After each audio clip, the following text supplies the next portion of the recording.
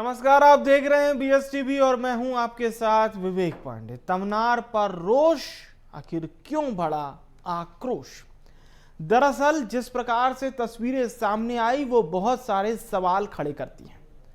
रायगढ़ में कोयला खदान के खिलाफ उठा ये जन आक्रोश पहले हिंसक और अब सियासी तूफान में बदल चुका है। JPL कोयला खदान के खिलाफ धरने पर बैठे ग्रामीणों और पुलिस की भिड़ंत ने कानून व्यवस्था को भी तार तार कर रख दिया और अब कांग्रेस ने जांच दल का गठन कर सरकार को कटघरे में खड़ा करना ये बताने के लिए काफी है कि यह मामला फिलहाल तो शांत नहीं होता हुआ दिखाई दे रहा है। आखिर क्यों तमनार में इतना विवाद हुआ, वजह क्या थी, ये रिपोर्ट आप देखिए। इसके बाद खास मेहमानों के साथ चर्चा की शुरुआत करेंगे।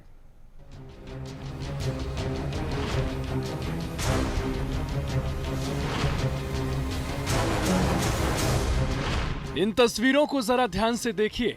कैसे कानून के रखवाले अपनी जान की भीख मांग रहे हैं, कैसे महिला पुलिस अधिकारी को लात घूंसे और डंडे से पीटा जा रहा है। एक बार के लिए आपको ऐसा लगे कि ये किसी इस्लामिक कंट्री का वीडियो हो, मगर यकीन कीजिए ये शांत फिजा वाले छत्तीसगढ़ राज्य के रायगढ़ जिले की तस्वीरें हैं, जहां तमनार क्षेत्र में JPL कोयला खदान के विरोध में 15 दिन से धरने पर बैठे ग्रामीणों को हटाने पहुंची पुलिस पर अचानक हमला हो गया। ग्रामीणों की हत्या चढ़ी तमनार थाना प्रभारी कमला पुशाम को ग्रामीणों ने बेरहमी से पीटा और इतना ही नहीं, महिला अधिकारी के बेहोश होने के बावजूद उन्हें ग्रामीणों द्वारा बुरी तरीके से घसीटा गया। यही हाल करीब 35 अन्य पुलिसकर्मियों का भी हुआ। बात मारपीट या हमला तक रहती तो भी आक्रोश का स्तर समझा जा सकता था, लेकिन हालात इतने बिगड़ गए कि प्रदर्शनकारियों ने पुलिस की गाड़ियां और एम्बुलेंस तक को आग के हवाले कर दिया। कोयला खदान का ये विरोध देखते ही देखते हिंसक हो गया और अब कांग्रेस ने सियासी रंग देते हुए मामले की जांच के लिए कमेटी का गठन कर दिया है और प्रदेश कांग्रेस अध्यक्ष ने खुद तमनार जाकर जमीनी स्थिति को जानने की कोशिश की। हम लोग तमनार जा रहे हैं, जहां पिछले 5 तारीख से वहां पे तमनार के ग्रामीण, वहां के आदिवासी गारे पेलमा सेक्टर 1 के जन सुनवाई के खिलाफ में धरना प्रदर्शन कर रहे शांतिपूर्वक। वहीं अब तमनार में विवाद की वजह को समझिए। दरअसल रायगढ़ जिले के तमनार इलाके में स्थानीय ग्रामीण जिंदल कंपनी को आवंटित कोयला ब्लॉक गारे पेलमा सेक्टर 1 के खिलाफ लंबे समय से विरोध कर रहे हैं।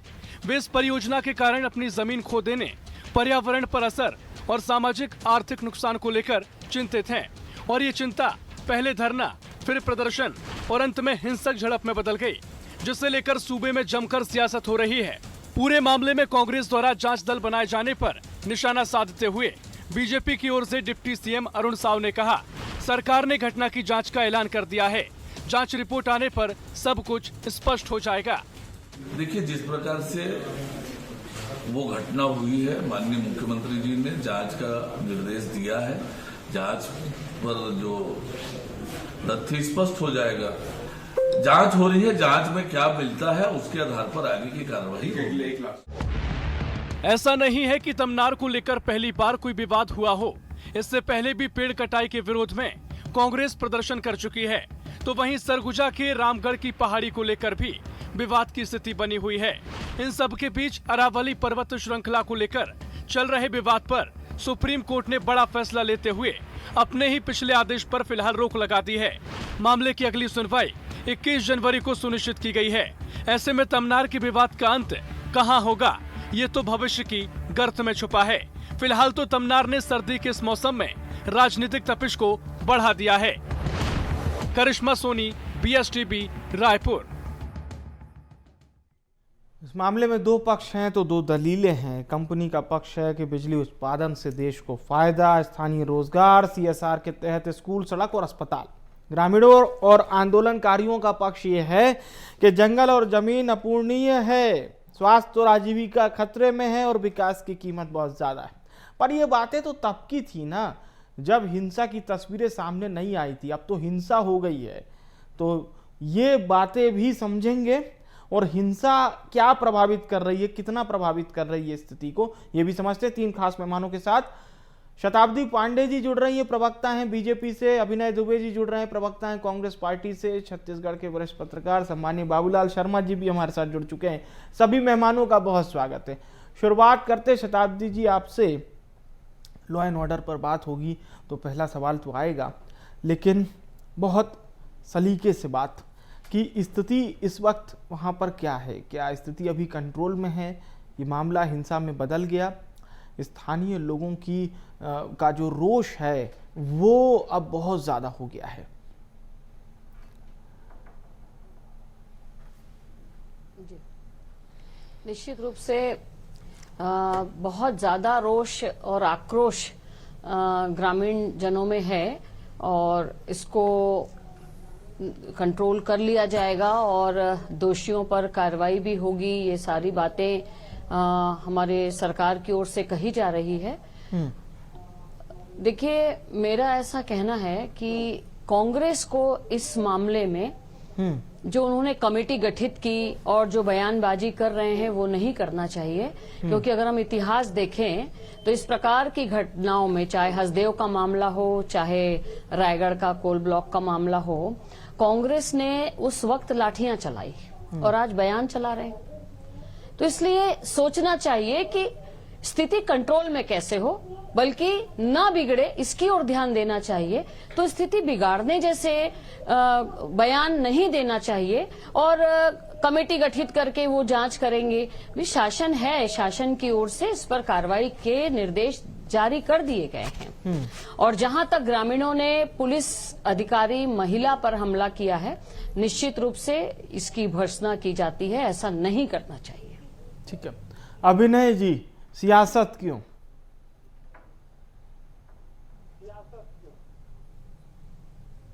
सियासत वाली बात नहीं है। देखिए, क्या पहली बार हो रहा है कि छत्तीसगढ़ में कोई पावर प्लांट आ रहा है? भिलाई स्टील प्लांट आया, एनटीपीसी है, बाल्को है, यहाँ के लोगों को रोजगार मिला, यहाँ पे विकास हुआ। तब की स्थिति क्या थी और आज वर्तमान में ये दुहाई दे रहे हैं कि 60,000 करोड़ का निवेश अडानी छत्तीसगढ़ में कर रहे हैं। किस चीज पे कर रहे हैं, कैसे कर रहे हैं? क्या मजबूरी है उन वनवासियों की, हमारे आदिवासी भाइयों की, जो कि अपना घर द्वार सब छोड़ छाड़ के वहां बैठे हुए हैं? और क्या स्थिति उत्पन्न हुई? देखिए, हिंसा किसी भी तरीके से हो बर्दाश्त नहीं की जाएगी। जितनी कड़ी भर्त्सना की जाए हिंसा की वो कम है, लेकिन तमनार में जो चीजें सामने आ रही हैं उस पर बात होना बहुत जरूरी है। आप 2 गांव में आपको नाम बता दूं, आपको मैं, मुदा गांव और सराय टोला, 5,000 पेड़ काट दिए आपने। आप रोजगार की बात कर रहे हैं, आप शिक्षा की बात कर रहे हैं, आप सड़क की बात कर रहे हैं। आज छत्तीसगढ़ में स्वास्थ्य की सबसे बुरी स्थिति है। आप बोल रहे हैं जैसे ही पावर प्लांट आएगा बिजली उत्पादन हो जाएगा और लोगों को हम शिक्षा देंगे, स्वास्थ्य देंगे। किस शर्त में देंगे और कहां से देंगे आप? आज वो जो वरिष्ठ जो वहां पे आदिवासी बैठे हुए हैं, क्या उनकी जमीनों का अधिग्रहण हो गया है? मैं पूछना चाहता हूं आपसे। अभी अधिग्रहण हुआ नहीं है और जितने भी पावर प्लांट के कर्मचारी हैं वो धमका रहे वहां के आदिवासियों को। इस शर्त में तो विकास कैसे मिलेगा छत्तीसगढ़ को? और जैसा मैंने पहले कहा, छत्तीसगढ़ में विकास चाहिए, पर इस शर्त में ली चाहिए कि यहाँ के जो वो मूल आदिवासी हैं, मूल निवासी है, उनकी बलि ली जाए। चलिए समझते हैं, बाबूलाल जी को चर्चा में जोड़ते हैं। ठीक है, बाबूलाल जी, अब ये मुद्दा हम सबके सामने है, तस्वीरें भी हम देख चुके हैं, कारण तलाशे जा रहे हैं, लेकिन मूल कारण भी सामने आ रहे हैं। पर बात यही है कि ये जो विकास मिल रहा है इसकी कीमत क्या हमें कुछ ज़्यादा चुकानी पड़ जाती है कई बार, और हो सकता है ये बात बहुत लोगों को थोड़ी बेमानी भी लगे, क्योंकि जब हम एक कहावत कहते हैं ना कि जब एक फ्लाईओवर भी बनता है तो शहर की आधी जनता को थोड़ा परेशान होना पड़ता है, पर 6 से 8 महीने बाद स्थिति सामान्य हो जाती है। आज भी यही सवाल है कि ये स्थिति सामान्य कब होगी? देखिए,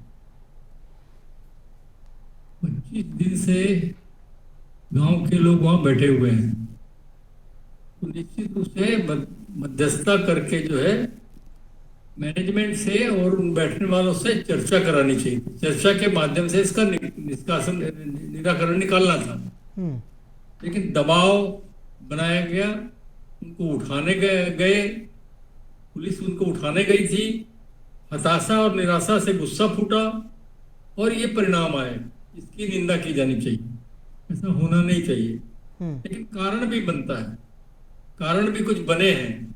आप चर्चा नहीं करा सकते, आप हस्तक्षेप नहीं कर सकते, उसका भी एक कारण है। राज्य सरकार मजबूर है, केंद्र सरकार निर्णय लेती है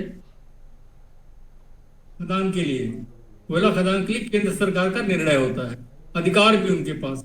राज्य सरकार केंद्र के निर्देशों और आदेशों का पालन कर रही है, उसकी मजबूरी होती है राज्य सरकार। वही बात हुई है और निश्चित रूप से जो है वहां के लोग नहीं चाहते हैं। कोई पहली बार नहीं हुआ, इसके पहले भी जिंदल के खदानों के मामले में जो है हो चुका है, विवाद हो चुका है। और इस मामले में जो है जगह बताई गई कहीं जन सुनवाई के लिए कि यहाँ पर जन सुनवाई होगी, और वहां पर भीड़ इकट्ठा हो गई विरोध करने के लिए, तो दूसरी जगह जन सुनवाई कर दी गई, तो और आक्रोश पैदा हुआ। तो ये जो तरीके होते हैं पूंजीपतियों के अपने काम निकालने के, वो भी कहीं न कहीं कारण बने हैं। आपको समझना होगा, राज्य सरकार को इस बात को समझना होगा, इससे सबक लेना चाहिए कि इस तरह की जो हिंसा है वो क्यों हुई, इसलिए हुई, प्रारंभिक कारण उसके क्या थे, और कहीं न कहीं जो है जनता के साथ राज्य सरकार को रहना चाहिए। आपको ख्याल होगा जब भूपेश बघेल की सरकार थी तो वहां के केंद्र के निर्देशों की अवहेलना करते हुए उन्होंने रोक लगा दी खदान के ऊपर में। बाद में हालांकि अंतिम समय में जैसे 5 साल पूरे हुए हैं तो उन्होंने ही जो है वो परमिशन भी दी, वो अलग मुद्दा है। हाँ। कारण क्या था, दबाव था, क्या था, वो अलग मुद्दा है, वो तो वही बताएंगे। लेकिन ऐसी जो परिस्थितियां केंद्र और राज्य के बीच में निर्मित होती हैं और 25-25 दिन से वो बैठे हुए हैं, उनका निराकरण नहीं किया जा रहा है, तो आक्रोश फूटा और आक्रोश फूटे पर ये परिणाम सामने आया जो लेकिन वही है बात कि इस आक्रोश में कहीं मूल बात ना थम जाए, मूल बात कहीं ना दब जाए, जिस पर हम अभी आज चर्चा करने की यहाँ पर कोशिश कर रहे हैं। शताब्दी जी, सवाल दुबे जी ये उठा रहे हैं कि जो पूरा पैरामीटर होना चाहिए उस पर कोई बात ही नहीं कर रहा है। वो ये कह रहे हैं कि किसानों की जमीन अधिग्रहित हुई है या नहीं, ये भी अभी तक स्पष्ट नहीं हो पाया है। ये बात है कि नहीं? देखिए विवेक जी, कांग्रेस को किसी प्रकार की नैतिकता नहीं है इस विषय पर बोलने की, क्योंकि कांग्रेस शासनकाल में दमनकारी नीति हुई, आदिवासियों पर लाठियां चलाई गई और 100 दिनों तक उनको जो है इसका विरोध करना पड़ा। 330 किलोमीटर चलकर उनको रायपुर तक पहुंचना पड़ा। और उसके बाद आज आप देखिए कि भाजपा शासन में कम से कम ग्राम सभा करवाई जा रही है, सुनवाई रखी जा रही है, स्पष्ट नीति है और प्रॉपर तरीके से काम किया जा रहा है। कांग्रेस के लोगों के द्वारा इस भीड़ को भड़काया जा रहा है, इस प्रकार का काम न किया जाए, अशांति न फैलाई जाए। यहाँ इनको तमनार के लोगों से कोई मतलब नहीं है। ये चूंकि अब सत्ता में नहीं है, विपक्ष में है, इसलिए इस प्रकार की बातें कर रहे हैं। सत्ता में रहते हुए इनकी बातें कुछ और थी और आज कुछ और है। तो ये अपनी नैतिकता को पहले आंक लें कि ये किस लेवल पर जाकर के ये बात कर रहे हैं। सीधी बात है क्योंकि कि भारतीय अगर जनता आप पार्टी कह रही की हैं नीति कि स्पष्ट है, कांग्रेस के लोग नीति स्पष्ट भड़का रहे है। हैं ग्रामीणों को, तो ये भी तो कानूनन अपराध हो गया। तो ऐसे लोगों को पुलिस को चिन्हित करना चाहिए, ऐसे लोगों को सामने लाना चाहिए। तो अभी तक कोई ट्रेस हुआ है क्या? आने वाले विवेक जी, आने वाले समय में निश्चित रूप से, क्योंकि जिस प्रकार की बयानबाजी कांग्रेस की तरफ से हो रही है, इससे तो साबित होता है ना कि तो ऐसे समय में हमको अशांति फैलाने वाले बयान न देकर हमको ऐसे बात करनी चाहिए जिससे कि वहां की स्थिति काबू में रहे। जाकर पूरा सब कुछ चेक ये लोग करेंगे और फिर ये रिपोर्ट सामने लाएंगे। जी, इन्होंने कमेटी बनाई है, जिसका मैंने पहले ही कहा कि इनको इस प्रकार की कमेटी बनाने की आवश्यकता क्या है, जब शासन अपने तरीके से सारी स्थिति पर कमेटी बनाने की आवश्यकता क्या है? शासन की ओर से शताब्दी निर्देश जी का जारी कर कहना दिए है गए हैं। आप लोग ग्रामीणों की आड़ में सिर्फ पॉलिटिक्स कर रहे हैं और कुछ नहीं। छत्तीसगढ़ में न शासन है न छत्तीसगढ़ में कोई प्रशासन है। एनजीटी नेशनल ग्रीन ट्रिब्यूनल का जो नियम कायदा कानून होता है क्या उसका पालन किया जा रहा है? 14 गांव है, 14 गांव के ग्रामीण जो है वहां पर शांतिपूर्ण रूप से विरोध कर रहे हैं। 8% के आसपास वहां पे फॉरेस्ट एरिया है, 5000 पेड़ अभी तक आपने काट दिए हैं। वही तो हम बात कर रहे हैं। जो मूल चीज है उसका जवाब न भाजपा दे पा रही है, न मेरी बहन यहाँ पे बैठ के दे पा रही है। नेशनल ग्रीन ट्रिब्यूनल ने जो आपत्तियां दर्ज की थी, क्या उन आपत्तियों के ऊपर में आपने कोई कार्रवाई की है? न शासन है, न कोई प्रशासन है। और भारतीय जनता पार्टी किसी भी प्रकार से शांतिपूर्ण जो आंदोलन हो रहा था उसको संभाल नहीं पाई। जैसा और कि वो तो कह रही है कि आपकी कही, पार्टी वही के कुछ पत्रकार लोग जी ने- हैं जो भड़का रहे हैं वहां पर। कौन भड़का रहा है? कहां भड़का रहा है? कैसे भड़का रहा है? हम मूल मुद्दों की बात कर रहे हैं। क्या वहां कलेक्टर नहीं है? क्या कमिश्नर नहीं है? वहां पे जो लोग बैठे हैं वहां पर जाकर क्या कुर्सी लगा के बात नहीं कर सकते कि क्या दिक्कत है आपको करके? मैं बार बार बोल रहा हूं इस बात को। 14 गांव के ग्रामीण वहां बैठ करके शांतिपूर्ण तरीके से विरोध कर रहे हैं। एनजीटी की बातों को, आपत्तियों को आप दरकिनार कर दे रहे हैं। 8% वहां पे वन है, उनको आप काट दे रहे हैं। आप ना रोजगार की बात कर रहे हैं, ना भू अधिग्रहण की बात कर रहे हैं। तो जब शांतिपूर्ण बात वहां पे हो रही है तो शासन प्रशासन कहां है? तभी तो आज माननीय दीपक बैद जी को 9 सदस्यीय टीम बना करके भेजना पड़ रहा है। ठीक है, चलिए। और कौन भड़का रहा है बताइए, चलिए आगे लाइए जो भड़का रहा है। ठीक है, ये बड़ा सवाल है। बाबूलाल जी का एक बार फिर से रुख करते हैं। कई बार बाबूलाल जी ये होता है कि विकास बनाम हम देखते हैं भाई मॉडर्न तो चीज़ें हो रही है, लेकिन हमें कीमत चुकानी पड़ती है नेचर की, यानी प्रकृति की। अरावली का मसला चल ही रहा है, अब वो मामला उच्चतम न्यायालय तक पहुंचा है। लेकिन क्या छत्तीसगढ़ में भी वन कटाई अगर ये बढ़ती चली गई तो हम आने वाले समय में AQI छोड़ दीजिए, इसी पर बात करेंगे कि ये पारिस्थितिकी तंत्र संतुलित अब कैसे होगा? इस बारे में केदार कश्यप ने एक बयान दिया था कि जो कुछ भी हो रहा है नियमानुसार हो रहा है। जितने भी पेड़ कट रहे हैं नियमानुसार कट रहे हैं। अनुमति है 5000 पेड़ काटने की। होता क्या है मैं आपको बताता हूँ। मैंने कुछ क्षेत्रों में भानु प्रतापपुर के क्षेत्र में खदान खोली थी, उसमें मैंने ये बात देखी थी कि जितनी पेड़ की कटाई का आदेश होता है या स्वीकृति होती है उससे कहीं गुना ज्यादा, मैं तो समझता हूँ कि गुना ज्यादा जो है पेड़ काट दिए जाते हैं और उसी कारण वहाँ हल्ला मचता है। और देखिए मैं आपको एक निर्णयात्मक चीज बताता हूँ। ये जितना भी कुछ हो रहा है, जांच हो रही है या कांग्रेस अपना दल भेज रहा है, जो कुछ भी है, कुछ भी हो, इसके निष्कर्ष कुछ नहीं निकलेंगे और खदान अंत तक खुल जाएगी। आप देख लीजिएगा। मैं आज यहाँ आपके चैनल पे बोल रहा हूँ, राज्य सरकार की जांच रिपोर्ट जो है उसका परिणाम निष्कर्ष जो है या तो आएगा ही नहीं, और अगर आया तो खदान के पक्ष में आएगा, ये निश्चित जान लीजिए आप। क्योंकि हिंसा हुई है, कारण भी है। केंद्र की स्वीकृति को अस्वीकृत नहीं किया जा सकता राज्य सरकार के द्वारा। केंद्र ने जब स्वीकृत किया है मतलब उसको खुलना ही है, हर हाल में खुलना है जब तक केंद्र उसको निरस्त ना करे। अब आप समझ लीजिए कि क्या इसमें पेश है, कैसे राज्य सरकार इसको कुछ कर सकती है। जी, हटाने का निर्णय राज्य सरकार का ही होगा, ये हो ही नहीं सकता। और निश्चित रूप से जो है ये जो बैठे थे 25 दिन से, इनको हटाने किसने भेजा, किसने निर्णय लिया इसको हटा दो यहाँ से? चर्चा क्यों नहीं कराई? उनके बात को निर्णयात्मक स्थिति में निराकरण की वो तो जन सुनवाई जिस दिन थी उसी दिन से विरोध कर रहे हैं। मैं कह रहा हूँ ना कि इनको हटाने कौन भेजा? अभिनय जी, किसने निर्देश दिया? राज्य सरकार के निर्देश हैं, प्रशासन के निर्देश हैं। तो प्रशासन की फेलवर है। अगर प्रशासन ने निर्देश दिए तो प्रशासन की फेलवर है। उनको अंदाज नहीं हुआ कि यहाँ पर इतनी हिंसा हो सकती है, तो उनकी कमजोरी है इसमें। और अगर राज्य शासन ने दिया तो उसका दूरंदेशी निर्णय नहीं है। ये बहुत शार्ट इसका निर्णय लिया गया है। ये सारी चीजों को देखना पड़ेगा कहीं ना कहीं जो है लेकिन बाबूलाल जी एक स्वीकार हमें भी करना पड़ेगा कि अगर हमें बिजली चाहिए, सड़क चाहिए, फ्लाईओवर चाहिए, बांध चाहिए और तमाम जो भी ऐसी चीजें हैं जिससे हम पूरी तरह से रूबरू हैं कि भाई ये तो हमें चाहिए, तो इसकी थोड़ी बहुत कीमत भी तो हमें चुकानी होगी। क्या बैलेंस में प्रॉब्लम आ रही है? सोच के ऊपर है। सोच तरह तरह की होती है। वहाँ के लोगों की सोच है कि पर्याप्त बिजली हमारे प्रदेश के अंदर में है, हम सरप्लस राज्य हैं, और बिजली की हमें फिलहाल आवश्यकता नहीं है, तो हमारे क्षेत्र को क्यों उजाड़ा जाए, ये सोच भी है कुछ लोगों की। तो ये सोच जिसकी है वो विरोध करेगा, निश्चित रूप से विरोध करेगा कि भाई हम तो सरप्लस काय के लिए फिर बिजली की जरूरत है। सोच की बात है,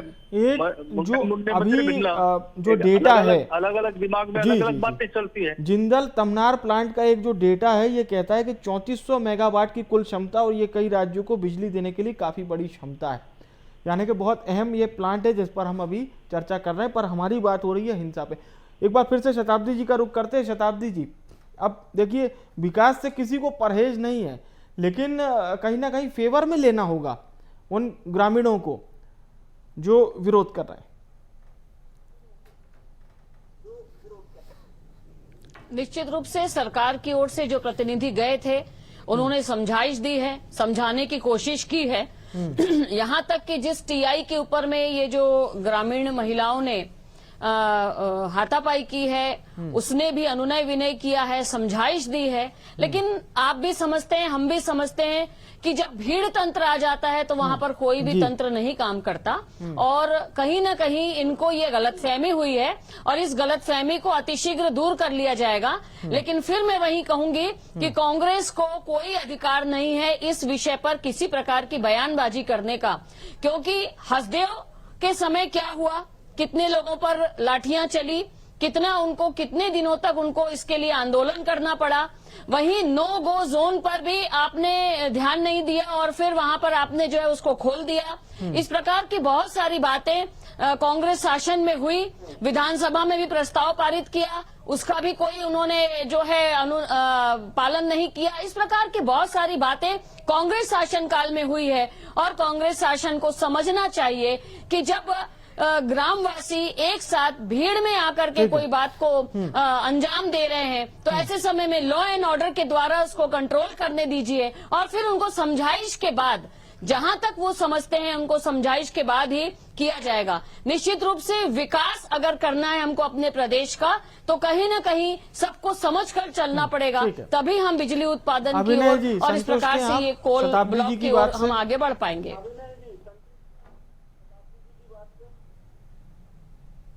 शासन है, प्रशासन है और हम मुख्य विपक्षी दल है। हम क्या हमारे आदिवासियों के ऊपर में आप डंडा चलाते रहे, उनको मारते पीटते रहे और हम चुपचाप बैठे रहे? कैसे हो गया विवेक जी? कांग्रेस कब से आदिवासियों के हितैषी बन गए? रोड मैप क्या है? इन्होंने रोड मैप छत्तीसगढ़ विकास का आपने कहा था रोजगार देंगे, बस मतारी मंडन देने के बाद में आज बिजली बिल कितना बढ़ा दिया आपने? फालतू बात, आप बेकार बात मत करिए दीदी, मैं आपसे निवेदन करूंगा। सर्वे रिपोर्ट कहाँ है? तमनार को लेकर सर्वे रिपोर्ट कहाँ है? आप मुझे ये बताइए। और अभी हम दो हमारे दो, अडानी अंबानी हम दो हमारे दो, बाकी सबको मरने दो। इस तर्ज पे छत्तीसगढ़ की भारतीय जनता पार्टी की सरकार विकास नहीं चाहती, विनाश चाहती है। हमारे आदिवासियों पे अगर लाठी चलेंगे, डंडे चलेंगे, उनको मारा जाएगा तो छत्तीसगढ़ कांग्रेस बिल्कुल चुप नहीं बैठने वाली। हम सदन से लेकर के सड़क तक की लड़ाई लड़ेंगे, बिल्कुल लगातार लड़ाई लड़ते रहेंगे। और भारतीय जनता पार्टी होती कौन हमको बोलने वाली? बाबूलाल जी का रुख करते हैं, हम मुख्य विपक्षी दल हैं और समझते हैं। बाबूलाल जी, अब ये मामला आपको क्या नजर आता है, कैसे इसका पूरा समाधान हो सकता है? देखिए, प्रशासन को और राज्य शासन को इस बात की कोशिश करनी चाहिए कि मैंने केंद्र सरकार से भी चर्चा करनी चाहिए और वहां पर जो है ये जो बैठे हैं लोग, ये क्यों नहीं चाहते हैं वहां, इसको समझना चाहिए। क्यों उनके नाराजगी है, आक्रोश किस लिए है, इस बात को समझने के बाद में जो है जिंदल के प्रबंधन से भी चर्चा करनी चाहिए। दोनों के बीच में रास्ता निकाल करके जो है दोनों को सहमत कराते हुए निर्णय लेना चाहिए। आगे की जो है यही स्थिति अगर बनाएंगे तभी कुछ काम बनेगा, अन्यथा जो है आप दबाव पूर्वक कुछ भी कर लीजिए, आपके शासन है, आप कुछ भी कर सकते हैं। डबल इंजन की सरकार में कुछ भी हो सकता है, लेकिन आपको बीच का रास्ता निकालना पड़ेगा। बिल्कुल उचित बात है कि बीच का रास्ता निकालना ही चाहिए, तभी समाधान तक पहुंचा जा सकता है। बहुत बहुत धन्यवाद मैं करूंगा सभी मेहमानों का, शुक्रिया आप हमारे साथ जुड़े चर्चा में, धन्यवाद। देखिए, रोष अभी भी है, बस अब समाधान निकालने की बारी है। आप समाधान जरूर निकालिए ताकि उन ग्रामीणों की समस्या भी हल हो सके और विकास में भी कोई अवरोध ना हो। फिलहाल के लिए इस चर्चा से मुझे दीजिए इजाजत और आप देखते रहिए VS TV। नमस्कार।